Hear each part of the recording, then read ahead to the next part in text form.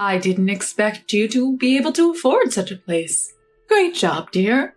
We don't mind moving in here with you. I was puzzled at my mother-in-law's words. Excuse me? With this, I don't mind not divorcing you. I'm single now, you know? My name is Lucy, 35 years old.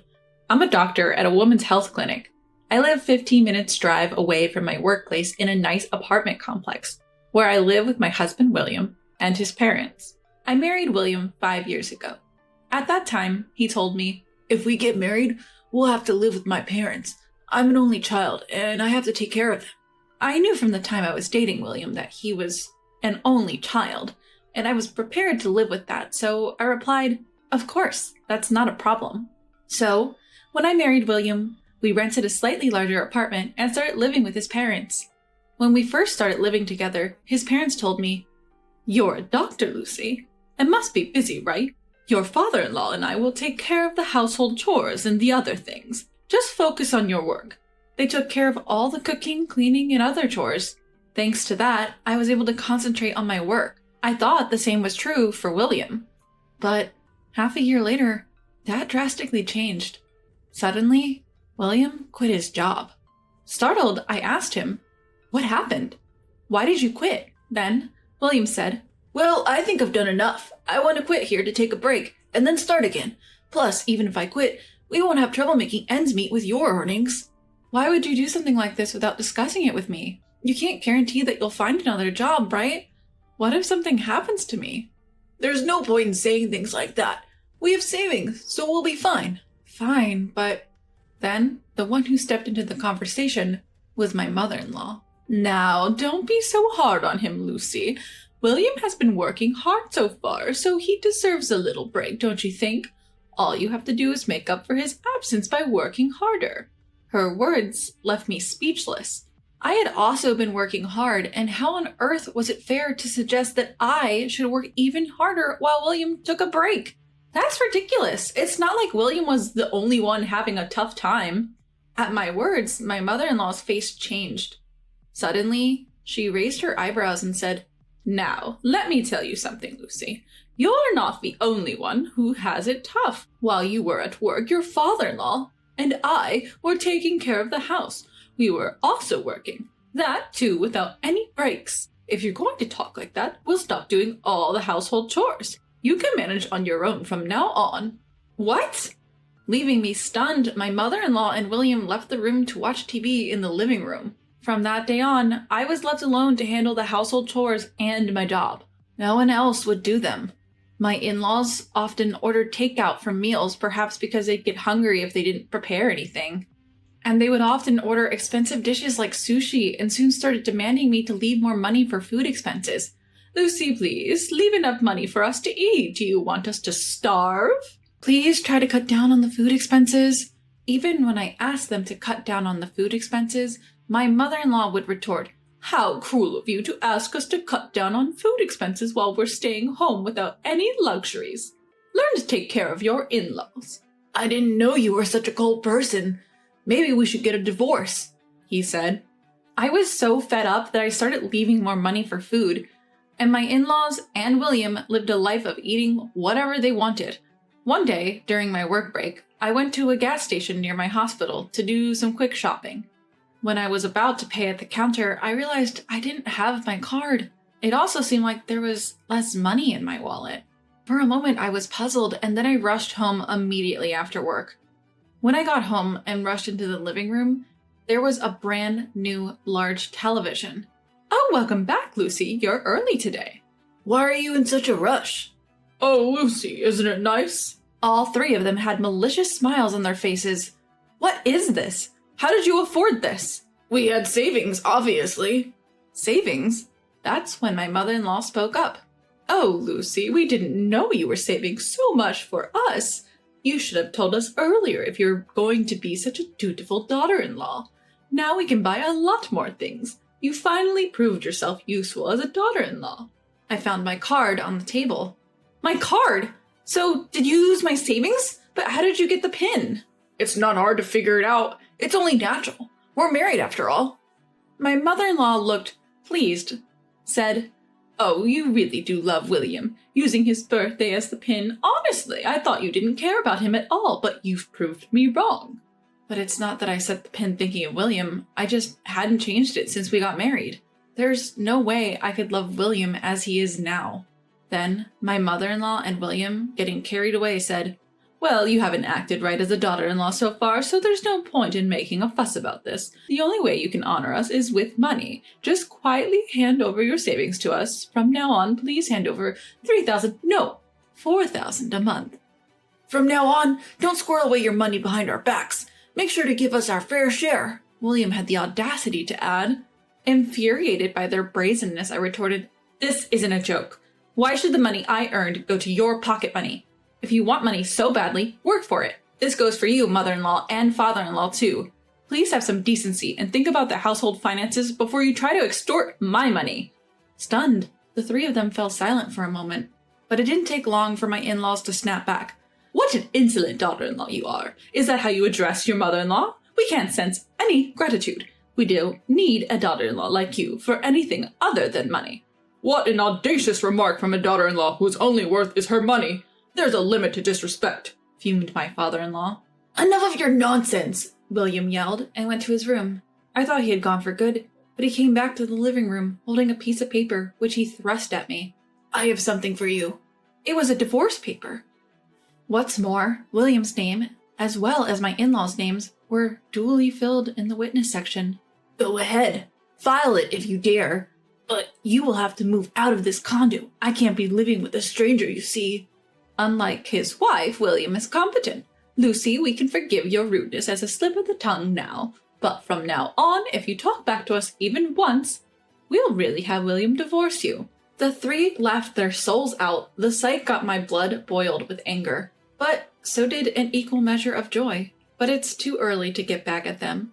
Suppressing my urge to leap for joy, I said, "Well, I'll start moving out some of my stuff and other essentials," and headed for my room. My in-laws and William looked puzzled. Did they think I would apologize out of desperation if they mentioned divorce? What a naive thought. The divorce papers even had a signature on them. I quickly packed up my valuables and said, "I'll be leaving now. Please don't come to me even if you're in trouble." With that, I left my condo. Of course, taking the divorce papers with me. I stayed at a nearby business hotel that night. I canceled the card William had used online. When I checked my balance, the card, which once had over $10,000, only had $3,000 left. I really wondered what they had spent so much money on. My savings are not limited to that account. Just in case, I have ample savings in 2 other accounts as well. While it hurt to have $7,000 spent, I thought it was inevitable if it meant cutting ties with that family. And the next day, I went to the city office first thing in the morning and filed the divorce papers. The divorce papers were accepted, and when I checked my family register certificate just to be sure, I was indeed divorced. Finally, I had cut ties with that mother and son. While I wanted to jump out of joy, there were still things that needed to be done. I went to a real estate agency and took care of 2 matters. One of them was buying a house for myself using the money I had saved over the years. Through this experience, I truly understood the importance of living my own life freely. I never knew when or how that freedom might be taken away. I realized how important it was to take immediate action when I wanted to do something. So, I bought a new, single-story house, with its spacious living room, a practical system kitchen, and a walk-in closet. Everything was mine. I bought all the furniture that day and moved what I could into the house. The next 3 days were spent shopping. While it was hard to get everything I needed, it was the most fun I'd had in a long time. Replacing everything with new items required a substantial amount of money, but I thought it was a worthy expense for a new start. A few days later, around 8 p.m., my doorbell rang. I was in the middle of dinner and wondered who could be calling at this time. When I checked the intercom, there stood William, my former mother-in-law, and my former father-in-law, a sight that was almost nostalgic. I knew they'd come. With that, I went to the door and opened it. William immediately confronted me with great force. "Hey, what the hell are you thinking? Moving out without telling anyone is crazy." At that, my former in-laws tried to calm him down. "William, calm down. We said we would complain after we've calmed down. Remember, right, dear?" "That's right. Look, isn't it a good house? It looks more spacious and comfortable than our current condo." As they said this, the three of them barged into my house without permission. Wait a minute. Don't just barge into my place. I tried to stop them, but... Shut up. This is our house. What's wrong with us coming in? With that, the three of them went ahead and entered my house. The furniture is not to my taste, but the overall build is decent. I admit, it might be more comfortable than our current condo. I didn't expect you to be able to afford such a place. Great job, dear. We don't mind moving in here with you. Excuse me? We're telling you that we approve this condo. That we'll live here with you. We might even forgive your previous impotence. You're pretty low level as a daughter-in-law, but we could appreciate your thoughtfulness of preparing this place for us. I wonder if William would be satisfied with this. I guess I can forgive this. I don't mind staying married to you if we can live here. Excuse me? Who's your wife? And who's not getting divorced? Unsure of my question's intent, the three exchanged glances. I'm not married, you know. I'm single. Silence filled the room. Rather than being stunned, the three seemed to not understand the meaning of my words. Huh? What nonsense are you spouting? You think you can get away with all the disrespect you showed us? I shoved the divorce certificate right into William's stunned face. His and my in-laws' faces changed color upon seeing it. Lucy, how dare you do such a thing without consulting us? Do you think you'll be forgiven? Yep, I did. You gave it to me for that purpose, didn't you? Lucy, how dare you do such a thing without consulting us? Do you think you'll be forgiven? What do you mean forgiven? Your names were also clearly written on that divorce notice, weren't they? Writing your names there means you've made a decision, right? You were the ones who prepared the divorce papers in the first place, weren't you? William clearly told me to file it if I could, so I did. What's the problem? At that, the three kept their mouths shut, with red faces. I decided to press further. By the way, you're the ones who kicked me out. You seem to have forgotten, but the condo you guys live in right now is under my name. Now that we're strangers, I have no need to keep that contract, so I've canceled it. If you don't leave within a week, you guys will be evicted out of that place. You... Their fiery red faces quickly turned pale, and then I launched my final attack. I held my phone and made a call. Oh, hello, I'm sorry, but there are 3 people who forced their way into my house. Yes, I have trespassers here. Please come immediately. The address is... I had called the police. Everything was perfect. Don't think you'll get away with this. What a daughter-in-law. I can't believe you'd go so far as to call the police on your family. Remember this. How disrespectful of you. Each spat their parting words and fled from the house. And yet, I've been saying that I'm single. And so, my battle finally came to an end. I thought that those 3 would launch an attack at the hospital where I worked, but surprisingly, they never showed up. They seemed to have stubbornly stayed in the apartment even after the termination notice period of a week. And once I received a call from the real estate agent. However, I told them, those people are complete strangers to me, so it seems they were charged with trespassing and taken care of by the police. Afterwards, each of them was fined $1,000, but to no one's surprise, they didn't have such money. A relative from the countryside paid on their behalf, and apparently they were all forcibly taken to the countryside. By now, they are probably helping out on a farm for free at the relative's house. As for me, everything is going smoothly. My new life is so comfortable since I'd completely forgotten how wonderful living alone could be. Having been away from living for myself rather than anyone else for a long time, each day feels fresh. From now on, I plan to enjoy each day to its fullest, in order to make the most of my life. Wait, you're going to sleep in there? I was supposed to be house-sitting with my niece at my elder brother's house while he and his wife were on a trip. As we were joyfully discussing our plans for the following day, my niece reached for the closet door, signaling her intent to go to bed. She slid into the closet without a moment's hesitation, leaving me surprised. When I rushed to grab her arm, she looked up at me with a puzzled expression. I am a 24-year-old housewife named Melissa, and I have a brother who is 5 years older than me. We lost our parents early in life, and having always gotten along, we continued to support each other. That didn't change even after we each got married, and we still maintain close family ties. My in-laws are great, but they live in Alaska, a plane ride away, so we can't rely on them easily. My brother, Sam, and his wife had a shotgun wedding. After clashing with her parents, she has been estranged ever since. With no nearby relatives to rely on, our relationship has been one of mutual support without reserve. It was only strengthened when Sam and his wife had a daughter, and 4 years later, a girl was born to my family as well. The daughters, who lived in the same city, grew up close, almost like real sisters. As the years went by and my niece Sarah was about to turn 10, Sam told me about his plans for a 10th wedding anniversary trip. If it's okay with you, Melissa, could you look after Sarah while we're away? It's just a short overnight trip nearby, but we thought it'd be nice to spend some time alone. I was only too happy to oblige. When we discussed dates and when I asked when I should pick Sarah up, he shook his head as if I didn't understand. It seemed that he wanted me to stay over at his house with Sarah, concerned about leaving the house empty for security reasons. I teased him about being overly worried, but finally gave in. I decided to stay over alone, leaving my daughter, who still has a little anxiety about sleepovers, with my husband. The day of their anniversary trip came as planned, and I went to stay at Sam's house. I held Sarah's hand as we waved goodbye to her parents. She looked a bit uneasy, watching their backs, but our house-sitting adventure was about to begin. I originally planned to bring my daughter over and have my husband pick her up at bedtime, but Sarah adamantly refused, so I gave up. I know she enjoys playing with my daughter, and although she won't tell me why she doesn't want her here today, there must be some reason. So, to cheer up a disappointed Sarah, I promised to take her to my house to play after breakfast the next day, which made her eyes light up. Sarah usually tailors her play with my daughter, so I brought some slightly complex games and puzzles that adults could enjoy as well. As I spread them out, I asked her what she wanted to play with. We spent her time playing games and cooking dinner together, but throughout, Sarah stayed close to me, constantly glancing around nervously. At first, I thought she might be lonely without her parents or still nervous, but her behavior didn't change even after a few hours. So I asked her if something was bothering her. But no matter how many times I asked, she said, "No, it's nothing," and she didn't tell me what was on her mind. Sarah's behavior seemed like she was on guard against something invisible. Only when it was time for me to go to bed did I finally understand what that meant.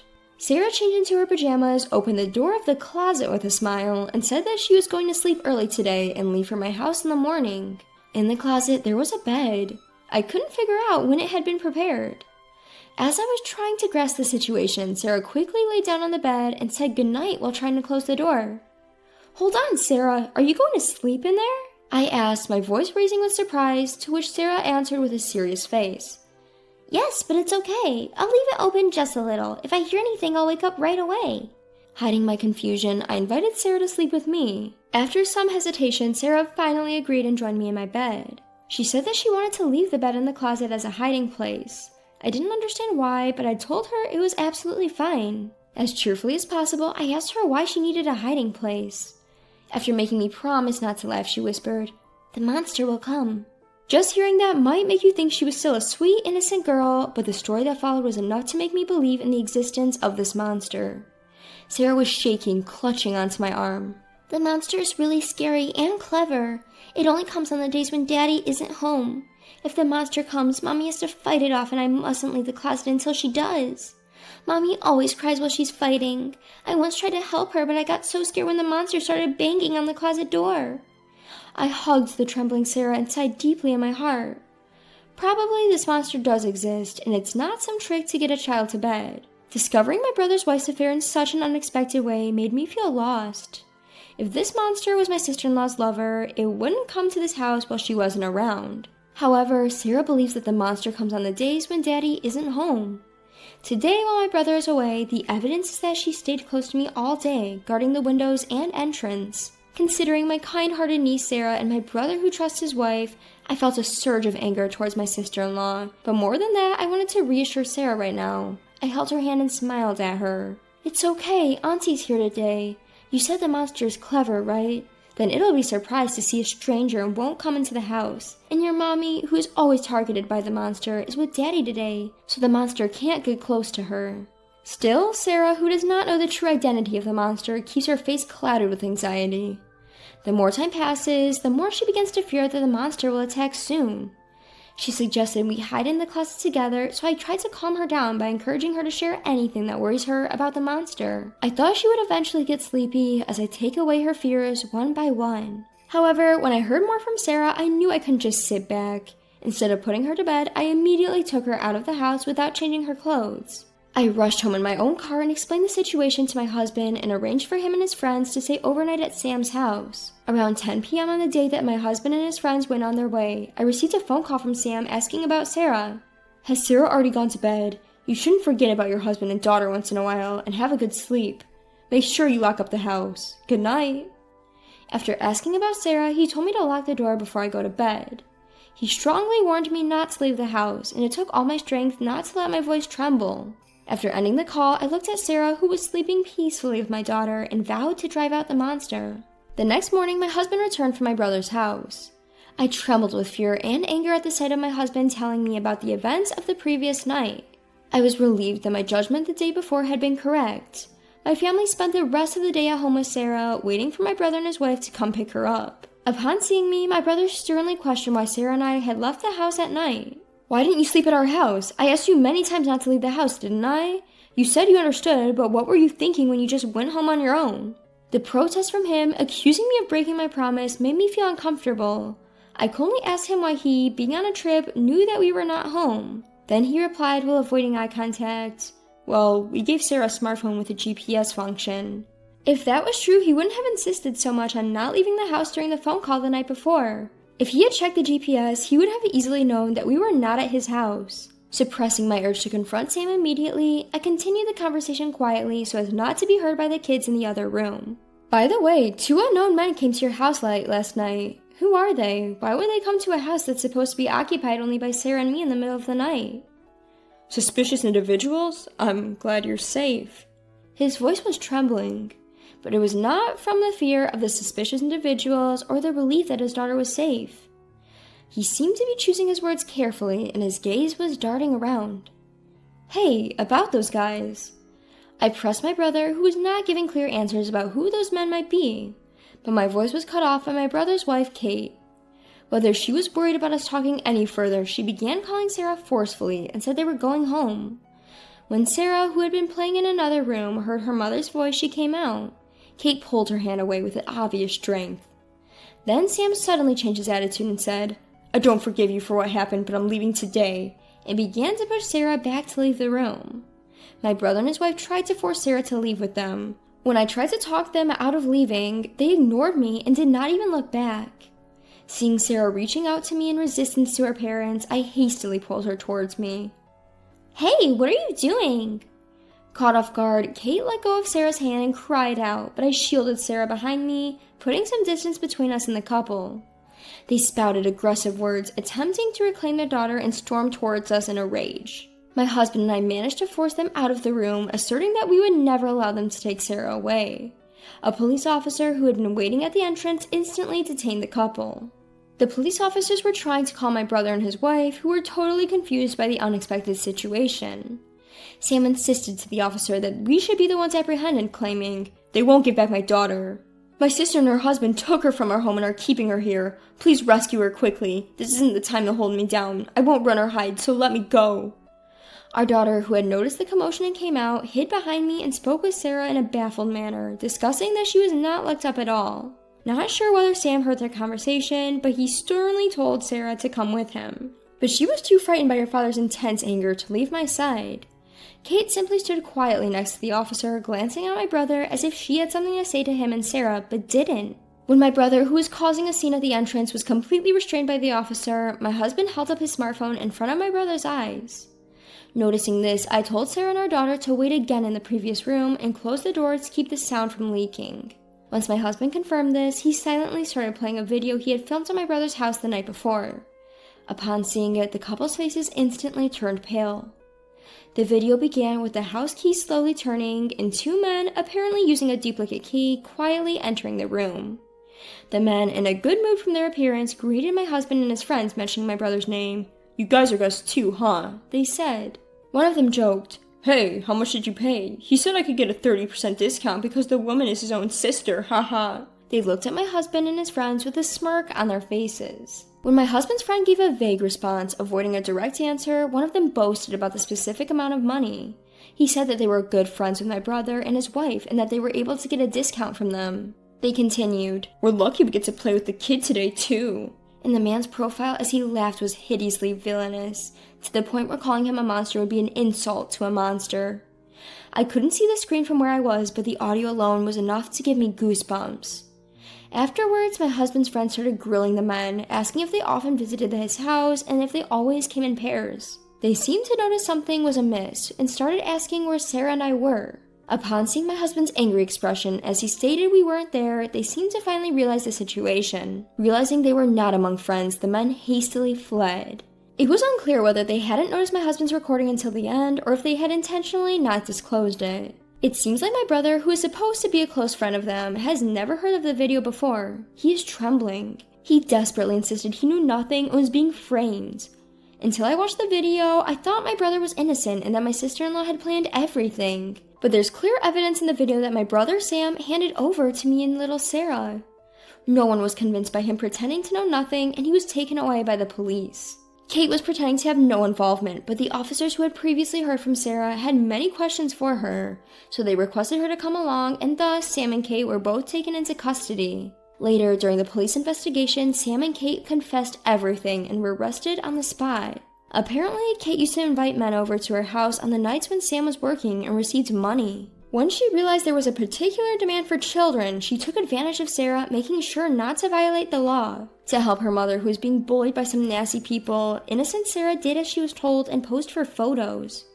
These were mere pictures of a child with no suggestive connotations whatsoever. Kate would take these innocent photos with a disposable camera, have them developed, and then show them to her clients, instigating a kind of bidding war. Moreover, she would only lend out the photos, never selling them. As much as I despised her for this, if that was all there was to it, it should have ended as a matter of no concern to my husband and me. When Sam noticed Kate's business, he didn't scold her or try to protect their daughter.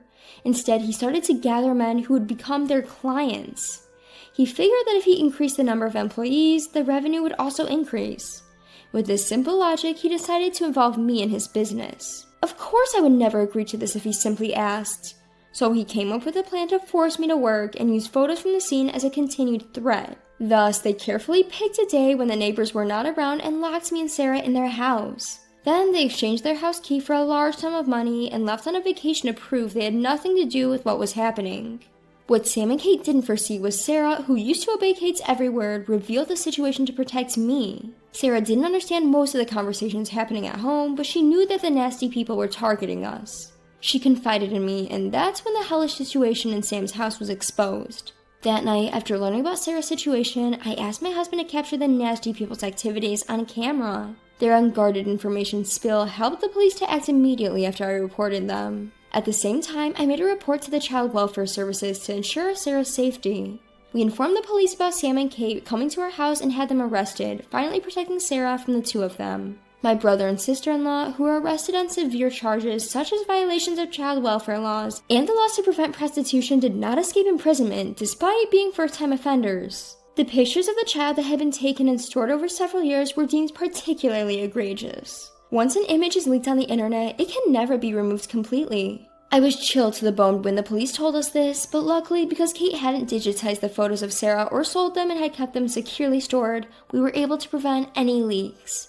I don't understand how my once kind and reliable brother Sam could turn into such a horrific person. We had been helping each other out normally up until then, and it scares me that we had no idea he had become so twisted. Anyway, I hope they will face the reality of what they had done.